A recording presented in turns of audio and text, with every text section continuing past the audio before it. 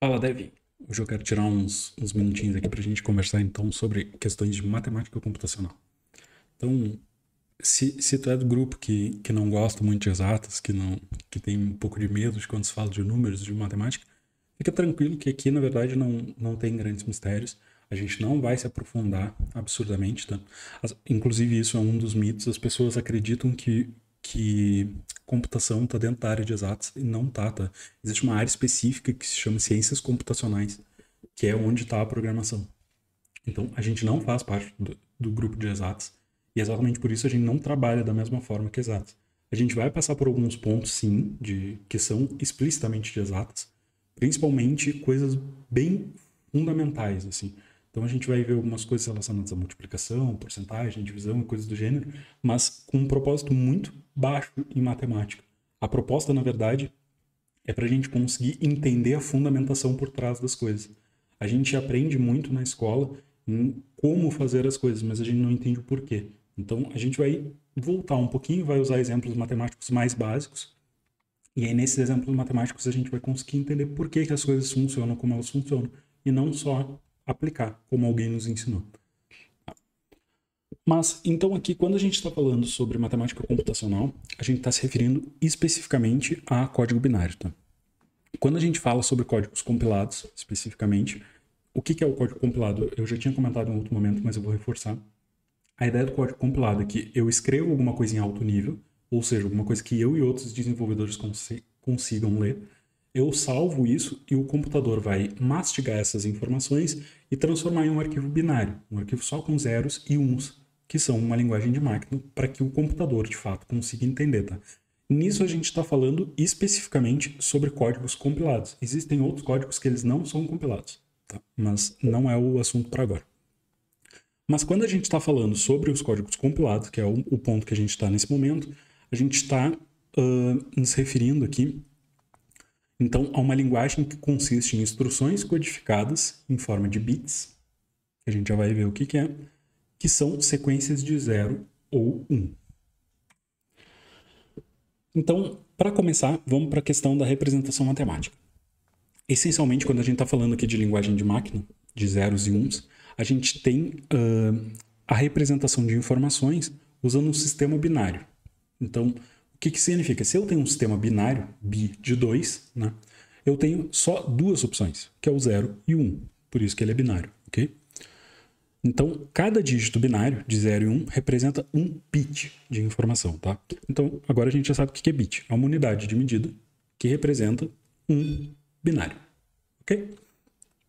Então, aqui eu tenho, por exemplo, ele, o 2, tá? Que o 2 aqui, a base 2, significa que ele é um binário. Então, quando eu tenho aqui o meu 2 elevado na 1, ou seja, eu tenho uma vez esse número de base 2, a representação dele é 2. E ele é representado como 1, 0 em binário. Que significa que ele tem 1 na posição das unidades e 0 na posição da potência de 2. A gente vai ver agora mais para frente e vai ficar bem mais simples, eu prometo. Depois a gente tem aqui 2 na 2 como exemplo, tá? Que seria a mesma coisa que 2 vezes 2, tá? Só reforçando. Quando a gente tem um número aqui elevado a uma potência, né? É a quantidade de vezes que a gente vai multiplicar o número da base. Então aqui 2 elevado a 1 seria a mesma coisa que 2 só. Tá? Por quê? Porque eu estou multiplicando ele uma vez só. Aqui eu estou multiplicando duas vezes, então 2 vezes 2, 4. Aqui 2 vezes 2 vezes 2, né? 2 vezes 2 é 4, vezes 2, 8. Então aqui a gente já consegue perceber um padrão dentro da computação, que é o seguinte: se vocês forem olhar hoje quanto é a memória de vocês, do computador, ou do telefone, ou de qualquer aparelho tecnológico que vocês tiverem, vocês vão ver que elas sempre vão estar dentro da base binária. Então a gente vai ter, por exemplo, 1 GB de memória, tá? Então, o que é 1 GB? 1024 bytes, que é a próxima medida que a gente vai ver. Então, se eu tenho 1024, se a gente for dobrando aqui os valores, né? Eu imagino que vocês tenham percebido que os valores vão dobrando. Então, ele é 2, 4, depois 8, depois 16, 32, 64, 128, 256, 512, 1024. Tá? 1 GB é 1024. 2 GB, 2048. E assim sucessivamente. Tá? Então, isso significa que todas essas unidades são em base binária e a gente consegue converter elas. Como é que a gente faz, então, uma conversão de uma base binária, que é a base 2, para a base decimal? Por que eu iria querer converter o binário para decimal? Porque a base decimal é a base que a gente está acostumado a lidar. A base decimal é a base 10, é a que a gente usa para todos os números. Se na base 2, na base binária, eu tenho duas representações, que é o 0 e 1, na base 10 significa que eu tenho 10 representações. Quem são essas 10 representações? Eu tenho o 0, 1, 2, 3, 4, 5, 6, 7, 8 e 9. Esses são exatamente os números que a gente está acostumado a usar no nosso dia a dia para fazer a montagem de qualquer número. Então, se eu converto da base binária para a base decimal, eu consigo entender o que de fato está acontecendo, tá? Então, aqui, como é que a gente faz, então, para resolver? Cada dígito binário, ele representa uma potência na base 2. Então, a gente começa da direita e vem vindo para a esquerda, né? Então, aqui a gente vai ler igual asiático, a gente vai ler ao contrário. A gente começa pelo final e vai para o início. Então, a gente começando pela direita e indo para a esquerda, o primeiro dígito, ele representa o 2, porque todos eles vão ser 2, tá? O que vai mudar é o expoente, a elevação dele. Então, aqui ele está na posição 0. Qualquer número elevado na 0 é 1, tá? Regra matemática. Então, qualquer número elevado na 0 é 1. Então, 2 elevado na 1, aqui vai ser 2 elevado na...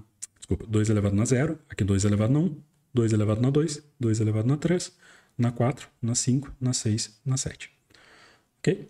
Então, tenho 3, 6, 7, 8. Certo? De 0 a 7, 8 dígitos.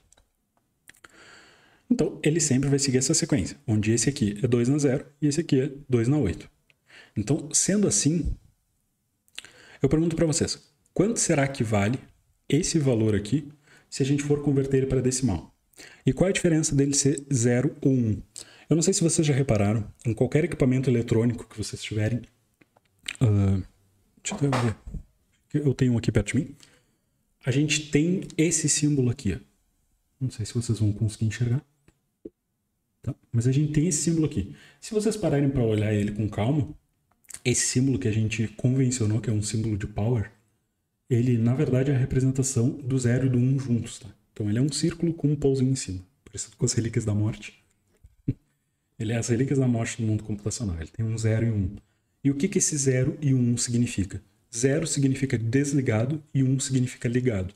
Qualquer equipamento que vocês tiverem, uma torradeira, seja lá o que for, que tem um botão de liga e desliga, daqueles de alavanca, vocês vão ver que ele vai ter pelo menos o 0 ou pelo menos o 1 para indicar quando ele está ligado ou desligado. Então, toda vez que a gente tem 0, significa que não está passando nada. Então, 0 está desligado. Quando a gente tem 1, ele está ligado. Então, como é que a gente faria aqui para calcular esse valor? A gente vai desconsiderar todos aqueles que estiverem na base 0. E a gente vai considerar todos aqueles que estiverem na base 1. E aí a gente vai fazer a soma total desses valores. Então aqui, basicamente, o que a gente faria? A gente pegaria o 2 aqui na 0, a gente vai desconsiderar, porque ele está zerado o valor, né? A gente vai considerar, então, o 2 na 1, o 2 na 3 e o 2 na 5. Certo? E aí eu vou calcular quanto cada um deles dá, vou somar esses valores, e a soma desses valores é a representação decimal desse cara aqui. Eu vou fazer um primeiro desafio aqui para vocês. Eu vou propor que vocês pausem o vídeo e tentem resolver essa continha. Ela é uma continha até bem simples, tá? Então, pausem aqui, tentem fazer no papel mesmo, no notepad, enfim. Abram um bloco de notas. Façam ela e voltem, que no próximo slide tem a solução, tá? Eu vou dar um segundinho aí para vocês pausarem. Deu? Pausou?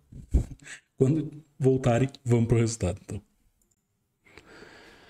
Então aqui, quando a gente tem esse sistema, como eu expliquei aqui, a gente vai fazer essa conversão. Então aqui, quando eu tenho qualquer número que está zerado, eu vou só herdar o 0. Tá? Eu não vou fazer o cálculo. Porque 0 elevado a qualquer coisa vai ser 0. Então, eu só puxo para cá para baixo.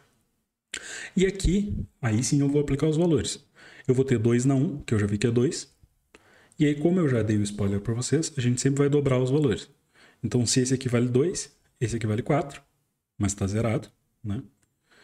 Esse aqui vale 8, como ele está valendo, ele entra na conta. Esse aqui vale 16, mas está zerado. Esse aqui vale 32, entra na conta. E esse aqui vale 64, mas está zerado, e esse aqui 128, mas está zerado. Então, a resposta aqui da nossa pergunta, esse número aqui, 0010110, significa 42. Ok? E o que significa 42? A gente vai ver mais pra frente, mas não é a resposta do universo. Aqui depois a gente tem as nossas unidades de informação. Eu falei ali em algum momento sobre a lógica de bytes.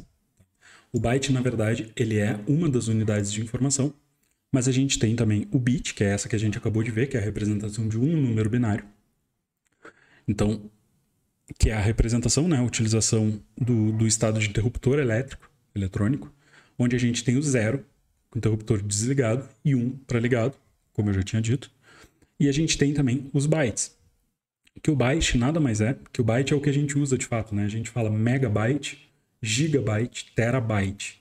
Esse byte é exatamente daqui, é uma unidade de medida que define a quantidade de zeros e uns que a gente tem dentro do nosso conjunto, tá? Então, o que é um byte? Ele é utilizado para representar caracteres de sistemas de codificação, como, por exemplo, a tabela ESC2 e o Unicode, que a gente vai ver mais para frente, tá? Mas, basicamente, ele é uma tabela de conversão que ele diz, ó, o número 1 é tal coisa, o número 2 é tal coisa, 3 é tal coisa, 4 é tal coisa. É uma tabelinha de conversão. E a gente vai ver, já dando spoiler, que o número 42 é a letra B maiúsculo, tá? Então, quando eu falei lá naquele momento mais inicial que o computador, na verdade, ele era basicamente uma calculadora que era muito bom em fazer contas de mais, nesse momento, como é que ele faz, então, para fazer a identificação de qualquer outra coisa? Aqui ele fez, basicamente, contas de mais. Até então, né? Aqui a gente fez potência, mas eu não sei se você sabe, mas a gente consegue fazer potência só com soma. Então, vamos pensar. Se 2 vezes 2, o que é 2 vezes 2? Eu vou pegar o 2 e vou somar mais 2. Né? Então, o que é 2 vezes 3? A mesma coisa, eu vou pegar 2 mais 2 mais 2. Né? Então, é o primeiro número somado à quantidade do segundo. Isso é uma multiplicação. Então, o computador faz essa conversão para fazer só a soma. Tá, mas aí eu estou fazendo multiplicação. Aqui não é multiplicação, é potência. E o que é a potência? Potência é a multiplicação da multiplicação. Então, ele faz essa conversão para fazer soma. No final, ele sempre vai fazer soma. Tá? Só que ele faz isso muito rápido. Ele vai somar. Então, quando a gente apertou lá o B, Shift B, ou o Caps B, para colocar o B maiúsculo, a interpretação, ele vai fazer toda uma conversão, e essa conversão vai ser transformada em 001, 01, 01, 0. E isso, para o computador, é o B maiúsculo. Tá? Então, ele vai fazer essa conversão quando a gente estiver trabalhando com código binário. Isso é um byte. Tá? O byte é um conjunto sempre de 8 bits. A gente vai pegar esse conjunto de 8 binários, assim como a gente fez ali no anterior, e esse conjunto de 8 binários vai ser convertido em um byte. E aí depois a gente tem também uma palavra, o word, em textos, tá? A gente vai achar. Que a palavra ela nada mais é do que um conjunto de bytes, que é a quantidade que o processador consegue processar em um ciclo. Tá? O que isso significa? A gente tem lá também, são esses números mágicos que a gente está acostumado a ver e não sabe exatamente o que significa. Tá?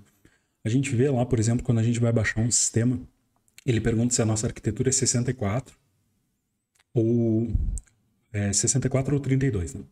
Então, a gente vai lá e define, é 64, 82, e aí a gente baixa isso, tá? E o que significa esse 64 e esse 82? O que é a arquitetura dentro desse contexto? É a quantidade de informação que o nosso processador vai conseguir interpretar dentro de um ciclo. Então, o processador é cíclico, né? Ele vai fazer várias vezes ciclos de trabalho. E aí, dentro desses ciclos, ele consegue pegar um conjunto específico de tarefas. Esse conjunto específico de tarefas, que na verdade é um amontoado de bytes, é chamado de palavra. E essa palavra é o que é processado, de fato, a cada ciclo computacional do nosso processador. Tá? E aqui já deixo um outro adendo, que é só uma explanação, assim, tá? que é o seguinte. O processador se chama CPU. A gente convencionou, por algum motivo que eu desconheço, tá? Mas a gente convencionou de chamar o computador, o desktop, né? o gabinete, com todas as peças dentro, a gente convencionou chamar ele de CPU. Mas CPU, na verdade, significa Centro de Processamento Unitário, tá? Em tradução livre. Ele é então, o que é CPU de fato? É o que a gente chama de processador. Tá? A peça processador é o CPU.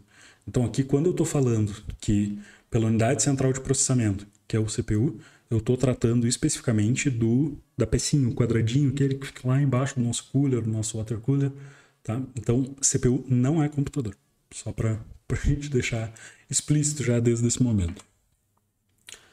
Então, aqui eu separei alguns pontos para tentar deixar um pouquinho mais claro a ideia dentro de cada um deles. Tá? Então, primeiro sobre os bits, a menor unidade possível, que é o nosso binário. Tá? Então, primeiro ponto. O bit ele é uma unidade básica de informação em sistemas de computação. Por que ele é básico? Porque ele guarda uma única informação, ou ele está ligado ou ele está desligado. Só isso. Segundo, ele só tem dois valores possíveis, que são esses, 0 e 1. Né? O ligado e desligado, sim e não, verdadeiro e falso. Tá?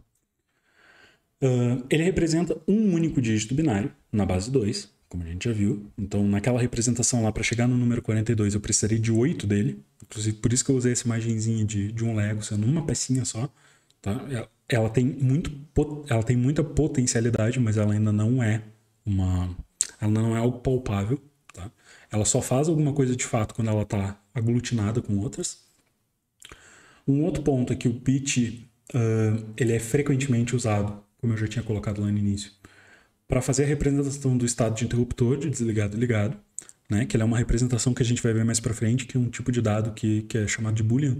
Né? Ou ele é verdadeiro ou ele é falso, ou ele está ligado ou ele está desligado, ou é sim ou é não, ou é verdadeiro ou é falso. Tá? E eles são a menor unidade de armazenamento de processamento de dados de um computador. Eu não tenho como ter nada menor do que uma informação de sim e não. É a menor coisa que existe a nível computacional. Até então, pelo menos. Depois disso, a gente tem os bytes. Então, um byte é uma unidade de informação composta por uma sequência de 8 bits. Então, aqui, conforme a representação gráfica, é uma coisa que já está começando a tomar forma, mas ela, por si só, ainda não traz toda a informação que eu preciso. Ok? Mas ela já tem muito mais potencialidade do que o bit, especificamente. Então, se eu juntar várias dessas peças, a tendência é que, de fato, eu consiga, de fato, realizar uma tarefa concreta. Tá? O segundo ponto é que ele é uma unidade fundamental de armazenamento de processamento, e é aqui entra esse ponto que eu estou comentando com vocês há algum tempo, que ele é frequentemente usado como unidade de medida padrão para expressar tamanhos ou velocidades também. A nossa internet, por exemplo, ela tem velocidade 100 MB, 200 MB, 600 MB, 1 GB, dependendo do nosso contrato com o provedor de internet. Né? A mesma coisa para a nossa memória, capacidade de armazenamento para HD, SSD, tá? Mesma coisa. Depois, terceiro ponto, que esse eu ainda não tinha comentado, que o bit ele representa uma gama muito ampla de valores, tá? Que vão de 0 a 255. Como é que a gente chega nesse cálculo, então? A gente tem 2 elevado a 8 menos 1. Muita matemática. O que isso significa? Eu tenho 2, que é a nossa base, que a gente já viu lá, que a gente vai trabalhar com base binária. Então, ele sempre vai ser uma base binária, elevado a 8 menos 1. Por que 8 menos 1? Porque eu tenho 8 números, certo? Como a gente já viu, o byte ele tem 8 números. Então, eu tenho 2 elevado a 8 menos 1. Por que menos 1? Aí dificultou, hein? É porque o primeiro deles sempre vai ser elevado a 0. Então, o valor dele sempre vai ser 1. Então, nesse caso, a gente não tá considerando. Tá? Então, ele sempre vai ser 2 elevado a 8 menos 1. Então, como é que a gente consegue chegar nesses valores de 0 a 255? Aí, eu convido vocês, façam o cálculo. Peguem 8 caracteres e aí façam a conta. Primeiro coloquem 8 vezes o 0 e aí façam o cálculo de conversão binária para ver quanto vai dar. Esse é fácil, na verdade, né? Vai dar 0, porque a gente já viu que a gente desconsidera quando for dar 0. E aí depois coloquem todo mundo como 1. E aí faz a conta todo mundo como 1. Então, a gente vai fazer da direita para a esquerda, né? Então, quanto é 2 elevado a 1? 2 elevado a 0, aliás. Mais 2 elevado a 1, mais 2 elevado a 2, mais 2 na 3, até 2 na 7. Façam a conta e aí, somando, vejam se de fato vai bater o valor 255. E isso permite uma representação de caracteres gigantescas, como números, símbolos e outras informações. Eles são frequentemente utilizados na representação de caracteres para sistema de codificação, como é o caso do ASCII2, que ASCII é American Standard Code for Information Interchange, e o Unicode, tá? Que são duas formas diferentes, mas muito parecidas de se trabalhar com caracteres, de padronizar caracteres. Aqui eu não sei o quão visível vai ficar para vocês, tá? Mas essa aqui é a tabela ASCII. Eu vou deixar disponibilizado também o conteúdo, assim como eu deixo todas as aulas, eu vou deixar disponibilizado aqui embaixo o conteúdo para vocês. Mas aqui a gente tem uma tabelinha de conversão que ela mostra o seguinte. Eu tenho aqui na primeira coluna os números decimais, aqui em azul. Tá? Então eu tenho 0, 1, 2, 3 até o 127. Eu tenho a conversão desses números para hexadecimal aqui. Aqui, nesse momento, a gente não vai usar hexadecimal, tá? Mas a lógica é que ele é um número que vai até 15, de 0 até 15, né? Só que como a gente não tem representação gráfica para isso, ele vai 0, 1, 2, 3, 9, e aí depois ele vai para as letras A, B, C, D, E, F. E aí ele volta 10, 11, 12, até chegar no 19, depois 1A, 1B, 1C, e assim sucessivamente, tá? A gente tem também aqui a conversão binária, tá? Então, aqui quando a gente pega... aqui a gente vai ter um conjunto de 3, 4, 5, 6, 7 caracteres, né? Quando a gente tem aqui os 7 caracteres, a gente chega até 127. Mas aí se a gente somar mais um, a gente chega em 255. A gente tem também aqui a octal, né? Que é na base 8. Então aqui, primeiro decimal na base 10, hexadecimal na base 16, binário na base 2, octal na base 8, que a gente não vai usar em momento nenhum. Tá? E a gente tem também o char, que aí é a representação gráfica para a gente mesmo, a nível humano. Tá? Eu tinha dito lá para vocês, por exemplo, que aquela resposta ia dar o B42, né? Então, não, me enganei, na verdade. O 42 aqui na base decimal, ele vai ser... aqui. Ele vai ser algum símbolo que eu não consigo enxergar. Ele vai ser um asterisco. Aqui. Alguns pontos importantes que a gente precisa saber, agora por último, da palavra. Aqui, começando já pela imagem de representação, nesse caso a gente já tem um aglomerado muito mais produtivo, tá? Porque o que acontece, na verdade, é que o próprio processador, ele entende o que ele consegue processar, ele pega uma quantidade de informação que cabe dentro daquilo que ele tem que fazer e ele junta tudo aquilo para fazer um ciclo de processamento. Que, inclusive, vocês já devem ter ouvido a expressão processamento de dados, e a gente vai conversar mais para frente sobre isso, mas a lógica é que ele vai pegar uma quantidade de dados que estão aglutinados dentro desses bytes e ele vai jogar ela para dentro dessa fila de processamento. E aí, para cada ciclo dele, ele vai fazer esse processamento de uma palavra. Então, ela é uma unidade de processamento usado pela CPU para fazer o processamento, para instruções de processamento. O tamanho de uma palavra ela pode variar, e isso depende da arquitetura, como eu tinha comentado. Então, ela pode consistir em 2, 4, 8 e assim sucessivamente, naqueles formatos que a gente tinha visto de bytes. Ela é uma unidade básica de operação, para a CPU especificamente, e as instruções do processamento de dados, ele é projetado para operar em palavras inteiras. Então, ele vai montar uma palavra, dado o tamanho que ele consegue processar. Então, vamos supor que ele seja 64, a arquitetura, ele vai juntar esse 64, vai jogar lá para dentro, vai processar e vai trazer o resultado. E ele é uma das características que define a arquitetura do processador e isso afeta diretamente na velocidade e eficiência do processamento. Então, o que isso significa? Quanto mais potente for o computador, maior a palavra que ele consegue processar. Então, hoje, quando a gente pega, por exemplo, um processador, lá, um AWS, ou até um servidor local, um data center local, o processador de um servidor ele não vai ser exatamente igual ao processador de um notebook caseiro, né? Ou ele não vai ser também igual até mesmo do desktop. Por quê? Porque ele precisa fazer um processamento de dados muito mais massivo, ele recebe muito mais solicitações, ele envia muito mais respostas também.